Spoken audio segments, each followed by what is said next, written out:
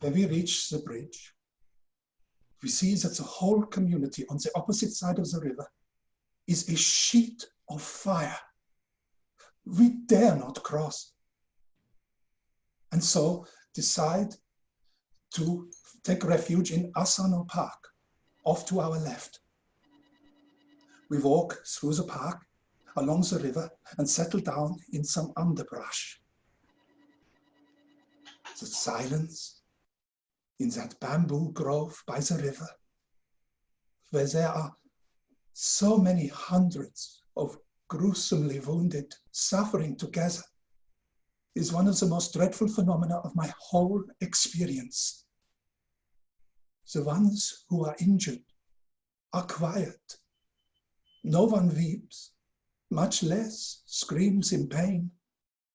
No one complains. None of the many who die do so noisily. Not even the children cry. Very few people even speak. When I give water to some whose faces have been almost blotted out by flash burns, they take their share, then raise themselves a little and bow to me in thanks. The Reverend Tanimoto, a friend of ours, is also in the park and greets us. He is looking for a boat in which he might carry some of the most severely injured across the river, away from the spreading fire.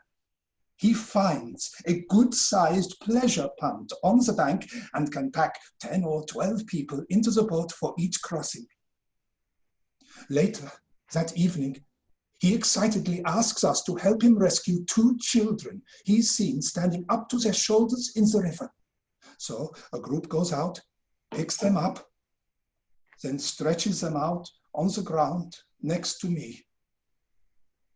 2 young girls who have lost their family and are both badly burned. It's a hot night, and it seems even hotter because of the fires against the sky. But the younger of the 2 girls complains that she is cold. I cover her with my jacket. She and her older sister had been in the salt water of the river for 2 hours before being rescued. The younger one has huge, raw flash burns on her body. The salt water must have been excruciatingly painful to her. Now she begins to shiver heavily and again says that she feels cold. So I borrow a blanket from someone nearby and wrap her up.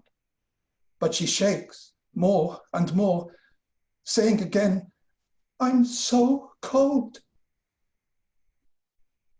Then suddenly she stops shivering and is dead. Reverend Tanimoto has a moment of blind, murderous rage, crying, "Why don't the doctors come to help these people?" We learn later the answer to this question.